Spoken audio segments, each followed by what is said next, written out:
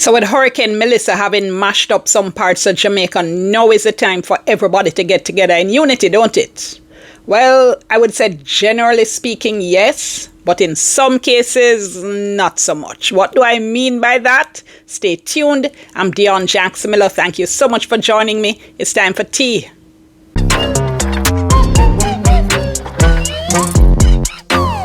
So I've been hearing this call for unity because of the destruction left in Jamaica by Hurricane Melissa. And you've been watching, you probably know what I'm talking about. Towns have been destroyed, communities destroyed, lives have been destroyed, lives have been lost. And obviously unity is important, it's necessary, it's productive, it's progressive. We need to get everybody back on the same page because we have to rebuild Jamaica. We have to rebuild the economy, right? Things stay bad right now, honestly. But the truth is, not every call is a good call. Not every call is coming from a good place, right? Because what is nonsense is calling for unity and expecting everybody to hug up one another and sing kumbaya and keep at their mouth, which is what a lot of people mean when they say we need to unite.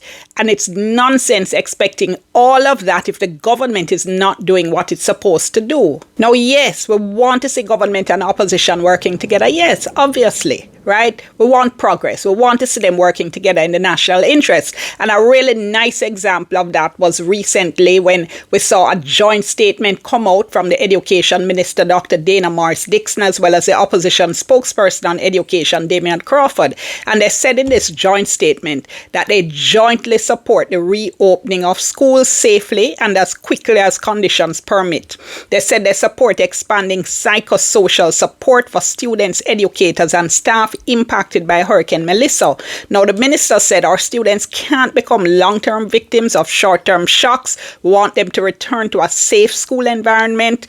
They want to support reopening and recovery, and that they were expanding access to counseling and psychosocial services. And Damian Crawford now said, this is a moment for unity. Hear that? He said, I support a school-led approach to reopening that protects health and safety while minimizing further learning loss. And he also called for robust psychosocial support for children, parents, and educators. And that statement came at a time when there was a lot of debate after the hurricane. Was it too soon to start talk about reopening schools? And I think a lot of people appreciated this joint statement. I know I did, because as I said, you do want to see the opposition and government working together, especially at a time like this, in the national interest for children, for people, for our country. But, so here comes the but. Yes, be very careful, because not all of these calls are coming from a negotiated and discussion-led meeting of the minds. Some of these calls are not coming from anywhere authentic. Because you know what some of these calls for unity are? Because they sound suspiciously to me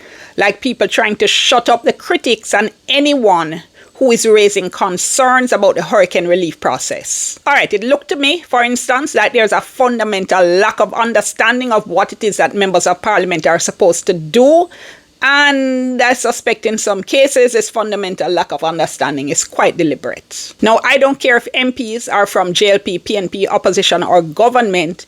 MPs have a job to do. So, opposition MPs now, who are saying their constituencies that suffered direct hits by the hurricane were being ignored, who are raising concerns about the hurricane relief response to their constituents, they were being told, don't politicize a disaster. What the hell? Look, man, they are literally doing their job. Members of parliament are elected by their constituents to go to parliament and advocate for them, to do literally that, represent them in Gordon House, to speak out for the people who elected them, you know.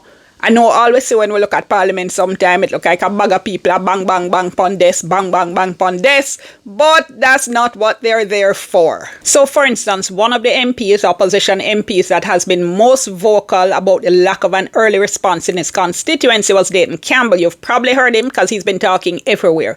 Now bear in mind, he represents Eastern Westmoreland. Eastern Westmoreland is where the eye of the hurricane made landfall. That is where you would expect catastrophic damage. damage, and government has taken far too long to get relief to Westmoreland and Eastern Westmoreland in particular. So for instance, here's what this ITV reporter Robert Moore said. That's a foreign journalist. He said this has been an immensely frustrating hurricane relief effort to report on, one of the saddest in my years of covering extreme weather events. Hopes were high that we would witness a textbook emergency response. Jamaica has powerful friends overseas. We knew this storm was coming days before it made landfall. This was not an earthquake that could not be predicted. Kingston Airport quickly reopened to commercial and cargo flights. The roads from Kingston to the ravaged parishes in the west are challenging but adequate to run food and aid convoys. The medical needs in Black River and Whitehouse, Brompton and other inland communities are significant but not overwhelming. Field clinics would have made a huge difference. And yet here we are a week on, and I have yet to see any significant government or international presence on the ground beyond a few soldiers and police officers on patrol. And that post accompanied a story he did from some of the affected areas with people just absolutely desperate for help. In fact, the PNP held a press conference to say, look, our constituents are suffering, we need help.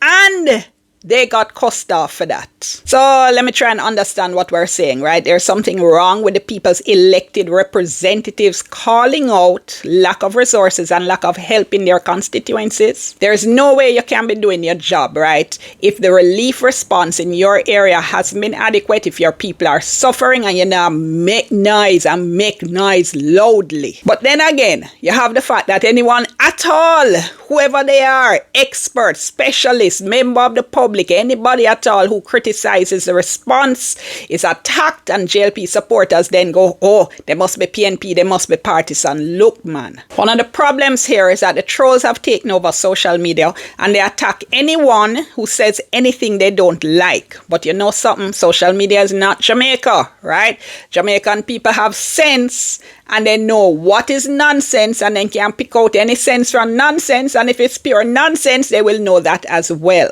And I can tell you categorically, all the trolls have managed to do is to discourage the conversation taking place on platforms like X, but those conversations of concern are happening in WhatsApp groups all over the place. Look, yes, we know this is a category 5. We know it's unprecedented. That does not mean that there are not legitimate concerns about the relief effort, especially the early response, and that there are not concerns now, and that there will not be concerns in the future. We should be free to raise those concerns without being attacked and being told to go and unite and being told that we're not patriotic. Because this idea that there shouldn't be any criticism of the government at this time, let's all unite around the government, meaning shut up and just cheer them on with everything they're doing, it is a terrible idea and it is not in the national interest. Because the truth is, there's a particular brand of politics that's now being practiced in such country, right? Where politicians tell you that such and such is happening, and yet when you look on the ground, that is not what is taking place. Do not fall for this if it is being practiced here. If you're being told everything good, everything fine, everything crisp, but your own eyes on the ground, I'm not talking about fake news on social media, you are seeing that this is not the case, don't let people browbeat you into silence or doubt the evidence of your own eyes. And I said something in my last video on hurricane scammers, I'm going to repeat it now. The most patriotic thing we can do is to insist that we know what happens to all the relief money and supplies coming into Jamaica. The most loving thing we can do for the devastated victims of Hurricane Melissa is to call out foolishness, call out incompetence, call out thiefness right now. The most unifying thing we can do, you hear, I am using the word unity. And I'm saying the best way to get there is to look beyond the bag of words, look at what is actually happening, and to call it out if the two don't match. So what do you think? Comment below. All right, keep it civil as always. Like the video, share it with somebody who might be interested, and subscribe to the channel. Click the notification bell so you know anytime I drop a new video. I'm Dion. Thank you so much for watching. Back to my tea.